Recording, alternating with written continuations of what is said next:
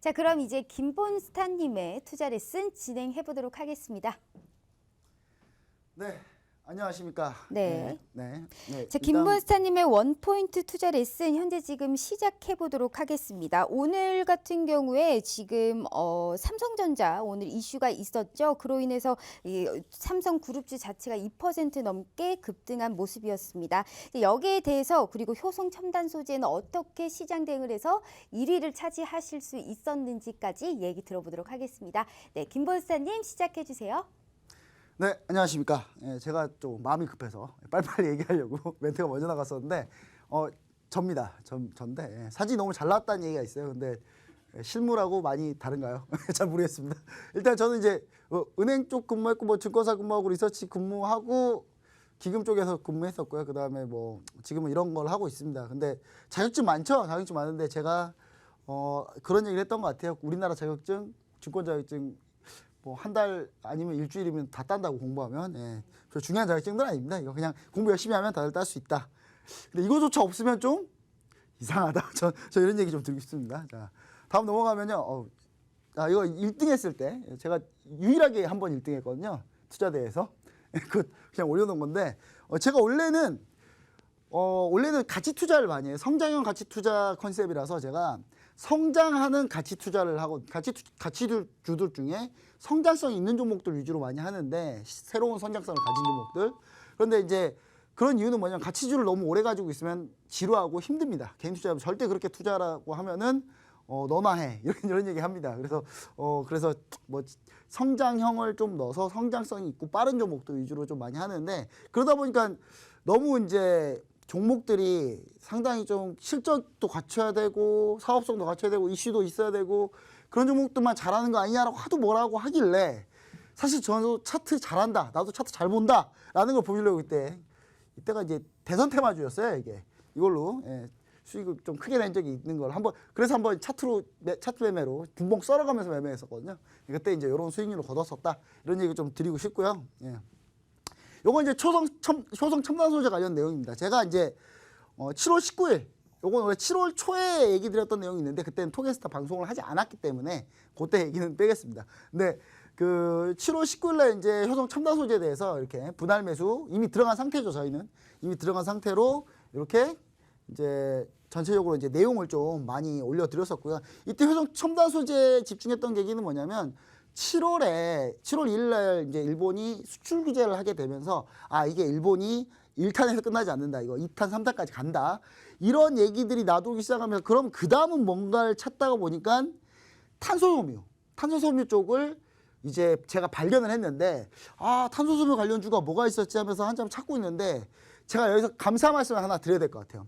하이투자증권 관계자 여러분들 감사드립니다. 제가 하이투자증권에서 리포트가 하나 탄소섬유 관련한 리포트를 엄청난 리포트를 하나 6월 달에 쓰셨더라고요. 하이투자증권에서.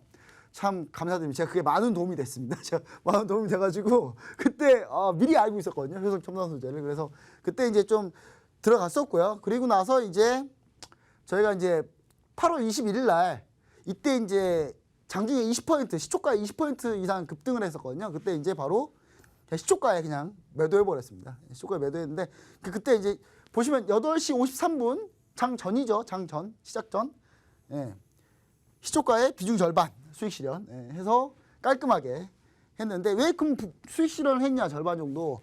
효성이라는 종목 자체가 원래 좀 무거운 종목입니다. 무거운 종목이고 원래 효성이 지주회사로 이렇게 크게 있다가 이게 분할됐거든요. 여러 개로 분할됐습니다. 효성 첨단 소재, 효성 중공업 그러면서 이제 쫙 갈라졌는데 효성이 그러면서 이제 주가가 효성 첨단 소재는 좀 밀렸었거든요. 밀렸었고 원래 현재 스판덱스가 주 전문인데 스판덱스가 그렇게 뭐 잘 되거나 그러진 않습니다. 근데 스판덱스 이제 주로 뭐에다 쓰냐면 이렇게 우리 기능성 옷 있잖아요. 기능성 의류에 이렇게 쓰이게 되는데 스판덱스가 기능성 의류고 그다음에 그걸 고어텍스 이렇게 해서 입는데 여름에 입지는 않잖아요. 그렇죠? 여름에 입을 수가 없잖아요. 우리는 언제 봐야 됩니까? 겨울이 아직 남았죠. 겨울이 남았는데 겨울 옷은 언제 많이 팔립니까?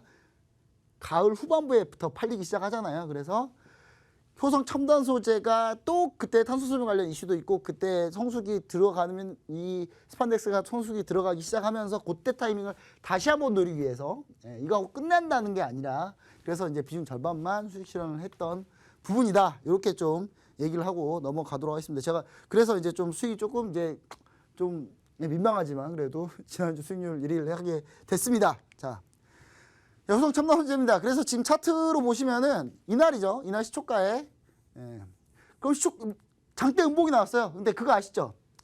매수는 기술, 매도는 아트. 그게 무슨 말입니까? 내가 팔고 나왔는데 밀리면 기분 최고잖아요. 이날 기분이 최고였습니다.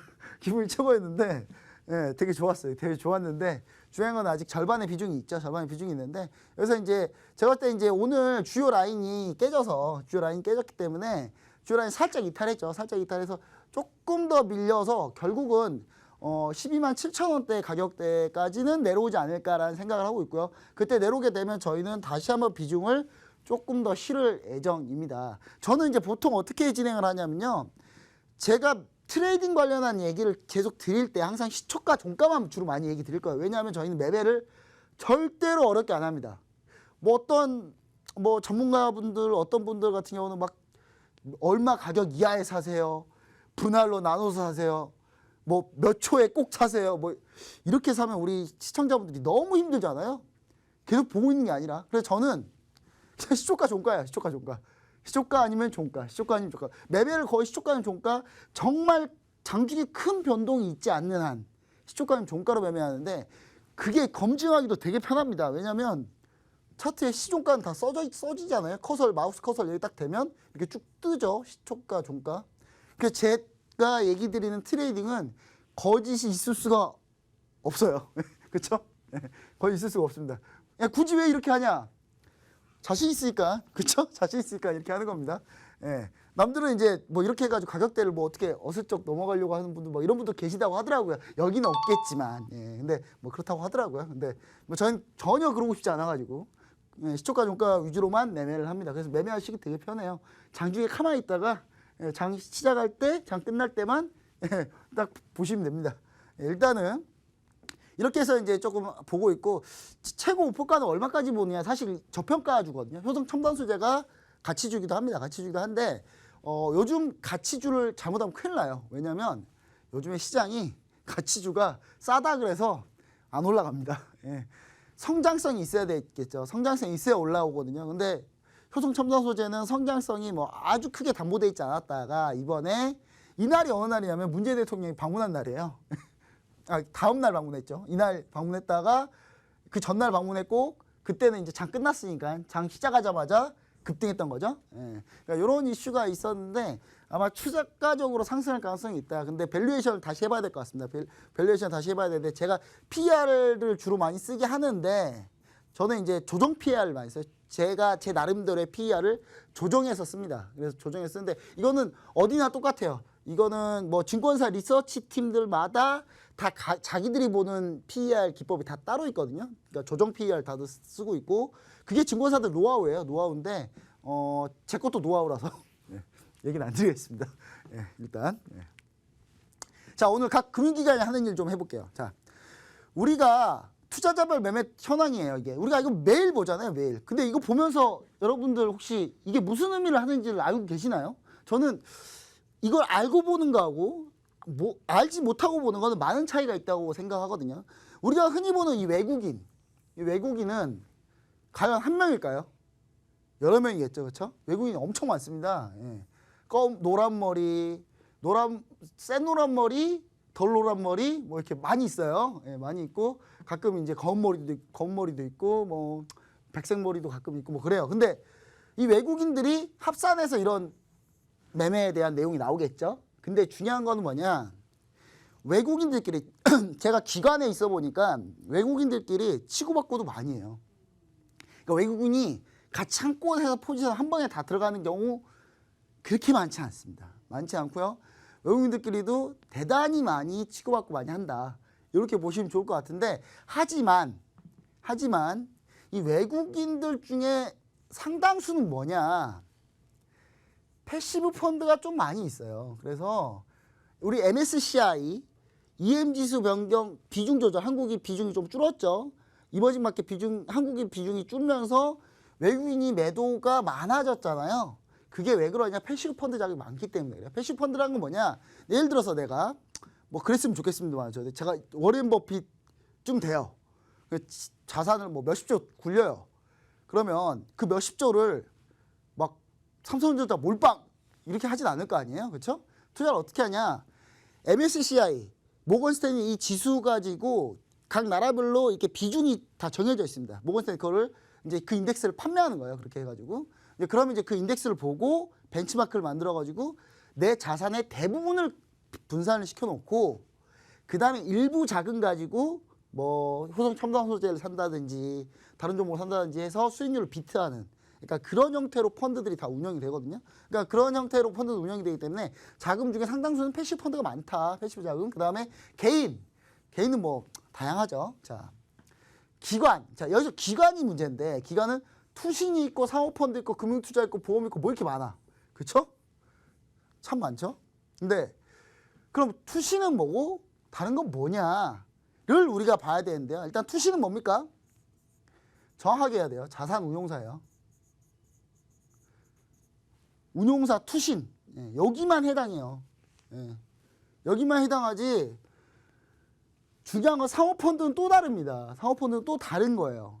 요거는 공모펀드 위주고요. 예, 그래서 투신인데 그러니까 이런 경우 있어요. 가끔 뭐 이렇게 증권 쪽 바닥에 약간 살짝만 말 바꾸면 약간 사기꾼들이 많기 때문에 얘기 드리자면 아니 내가 어디 증권이야. 그래서 우리가 얼마 돈을 막 자산 운용하고 내가 펀드 매니저야. 거짓말이에요.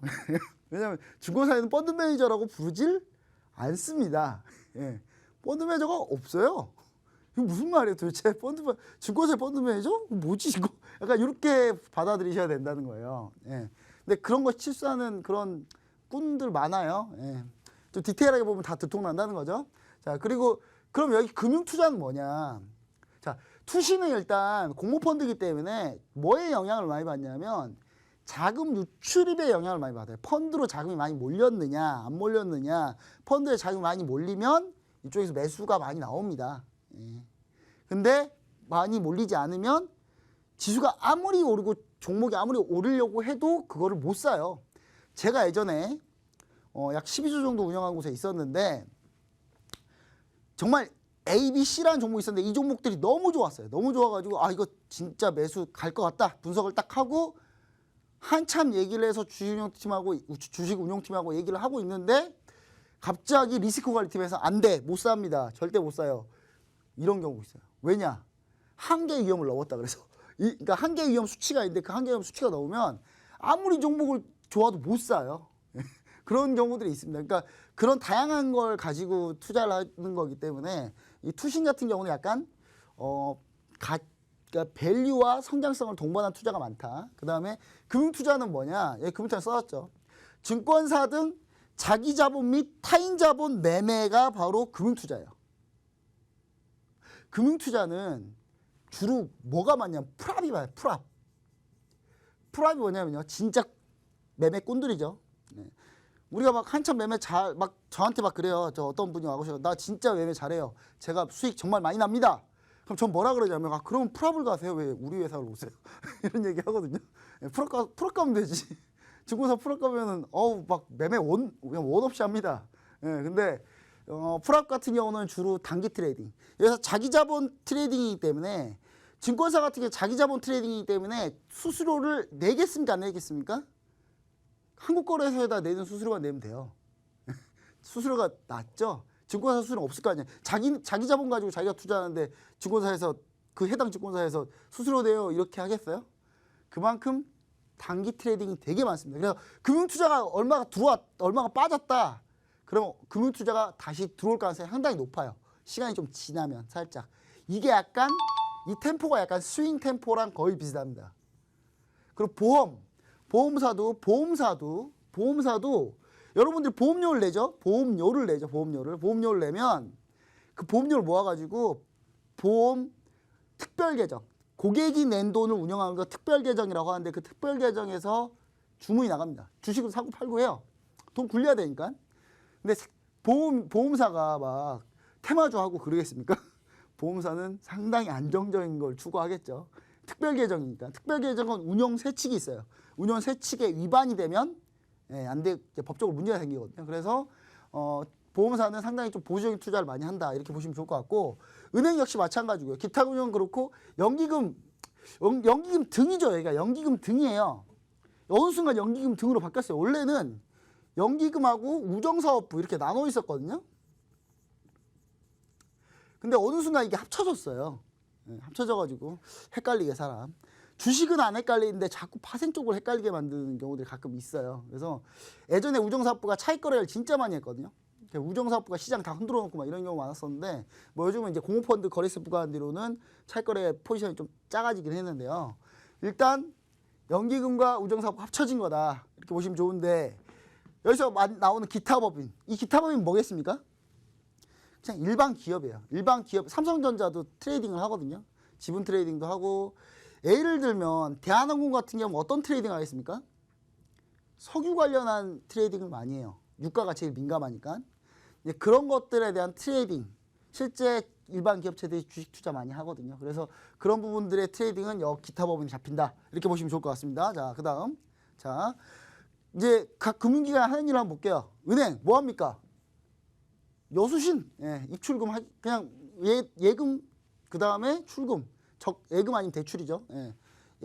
예대 마진이 주 수익원입니다. 예금과 대출의 마진, 한마디로 이게 좋은 말로 예대 마진, 약간 좀 방송 용어일지 모르겠습니다만 이상한 말로는 돈놀이, 그렇죠? 자, 금융상품을 판매하죠. 보험, 펀드, 카드 뭐 이런 거 판매하는데, 저는 은행 가서 좀 펀드 이런 거 안 들었으면 좋겠어요. 나중에 후회하는 분도 많이 봐가지고. 설명을 충분히 많이 전문적이게 듣지 못합니다. 저는 그렇다고 생각해요, 항상. 저도 있어봐서 알지만. 자, 투자는 은행이 주로 무슨 투자하냐면 자기자본 투자하고요. 프랍 쪽 고유계정 투자하고. 근데 이거를 위험하게 안 하겠죠, 당연히. 타인자본. 은행에서 이제 이거는 이제 이런 부분을 뭐라고 하냐면 이제 주로 이제 은행도 돈을 받아서 투자라는 부분이 있는데, 그런 부분들을 역시 은행에 잡힌데 이것도 상당히 보수적으로 하겠죠, 당연히. 자, 그리고 가장 중요한 게 증권이에요, 증권.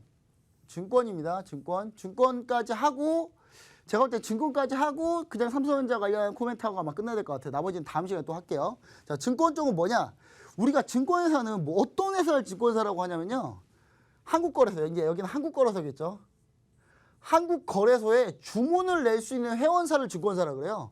이걸 곧 증권사라고 합니다, 이거를.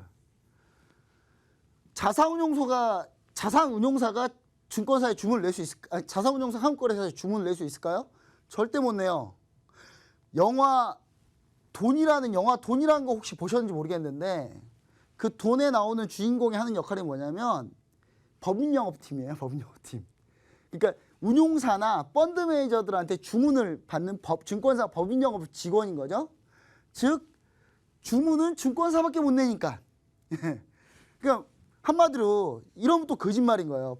제가 펀드 매니저인데요, 제가 어제 5만 주 주문 클릭했습니다. 이러면 거짓말인 거죠, 그렇죠? 자기가 클릭 안 해요.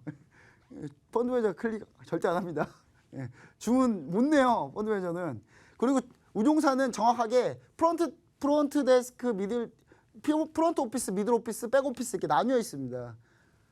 분석하는 팀, 리스크 관리하는 팀, 그 다음에 주문 내는, 그러니까 최종 주문을 오더 내리는 곳, 각자가 다 달라요.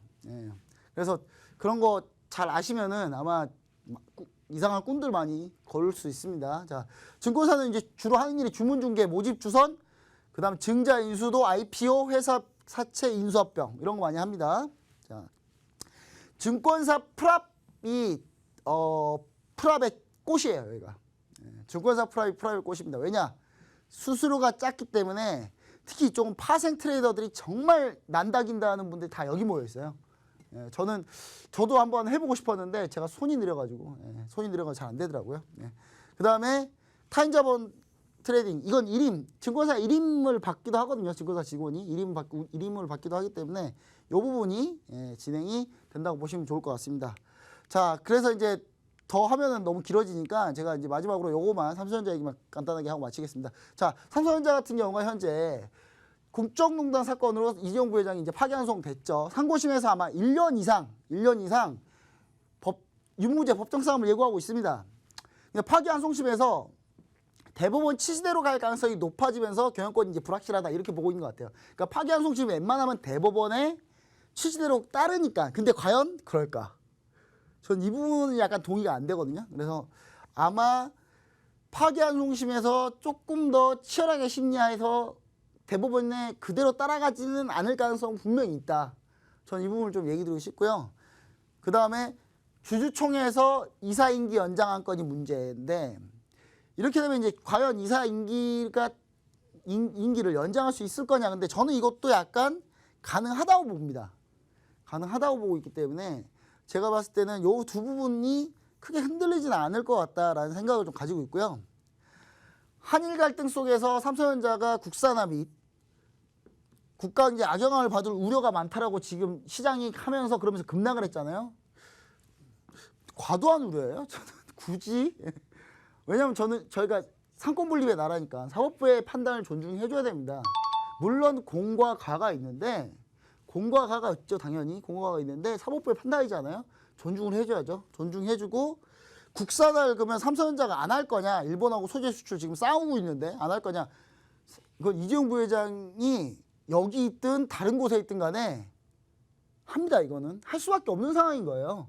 어떤 상황이 나도 할 수밖에 없는 상황이 됩니다. 물론 적극적으로 하냐 덜 적극적으로 하냐 차이인데 제가 봤을 때는 없다 그래서 덜 적극적으로 한다. 그렇게 해서 회사가 뭐 표류할 거다. 그럴 가능성은 없습니다. 그리고 지금 당장 뭐 문제가 생긴 거 아니니까 약 1년 동안 유무죄 다툼을 할 거지 않겠습니까? 그러면 그 사이에도 분명히 어느 정도 국산화가 진행될 가능성이 높고 추진할 때 속도가 크게 다르지 않을 거다. 저는 이렇게 생각해서 오늘 관련주들이 밀렸어요. 밀렸는데 전 밀린 게 약간 기회라고 보고 있는 겁니다. 그러니까 이렇게 밀릴 때 그동안 너무 올라서 못 샀던 종목들을 한번 잘 찾아봐야 된다. 제가 이번 주 화요일 날 얘기 드렸던 종목이 두 종목이었죠. ENF 테크놀로지. 그 다음에 율촌학. 율촌학은 어제 급등했고요. ENF 테크놀로지 오늘 급등했어요. 근데 이거 포트야 못 들어갔어. 반대해가지고 다들. 오늘 급등했는데 음봉으로 밀렸죠. 드디어 움직였습니다. ENF 테크놀로지. 이런 거 잘 보자는 거야. ENF 테크놀로지는 어디 겁니까?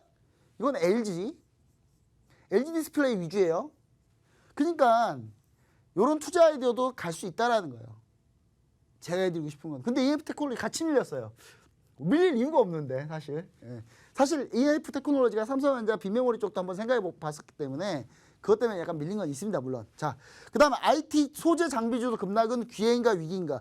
이 얘기를 좀 드리고 싶은데 이거 저는 뭐라고 보냐면 OLED 투자, 특히 뭐 OLED 관련주들 얘기 드릴게요. 독산 네오룩스부터 해가지고 뭐 AP 시스템, 뭐 선익 시스템 이런 종목들 사실 삼성전자가 이재용 부회장이 1년 동안 불확실성 생겼다고 해서 뭐 1년이 될지 재판이 어떻게 될지 모르겠습니다만은 생겼다고 해서 OLED 투자를 안 할 가능성이 높지 않냐라고 생각하는데 잘 생각해보세요. 지금까지 삼성전자 투자한다 그래서 계속 미루고 있죠? 이게 무슨 카드같이 보여요. 제가 봤을 때는 OLED가 OLED 투자하는 거는 이건 제 개인적인 소견입니다. 개인적인 소견이라고 이렇게 나갔으면 좋겠네요. 삼성전자 지금 약간 카드로 활용하는 느낌이 좀 있어요. 지금 OLED 투자한다 그래서 계속 미루고 있잖아요. 계속. 그래서 제가 봤을 때 기본적으로 이 관련주들을 볼 때는 삼성전자 OLED 관련한 내용은 어느 정도 제외하고 그냥 중국 BOE가 이번 이제 하반기에 그 OLED 대규모 투자 들어가니까 그 부분에 포커스를 맞추고 삼성전자는 들어오면 들어오면 좋아 이렇게 트레이딩 관점을 바꾸시는 게 조금 어느 정도 좀 제가 봤을 때는 좋을 가능성이 있다. OLED 투자가 계속 미뤄지고 있기 때문에 아마 또 밀릴 것 같거든요. 잘하면. 그래서 이 부분을 좀 한번 생각해 보시고 그럼에도 불구하고 이쪽은 전망이 밝기 때문에 기회로 잘 활용해 보시면 좋을 것 같다. 이런 얘기 드리겠습니다. 감사합니다. 네, 김본스타님의 이 효성 첨단 소재와 이 금융기관이 하는 일 그리고 삼성전자에 관련된 이슈까지 너무나 재미있게 짚어주셨습니다.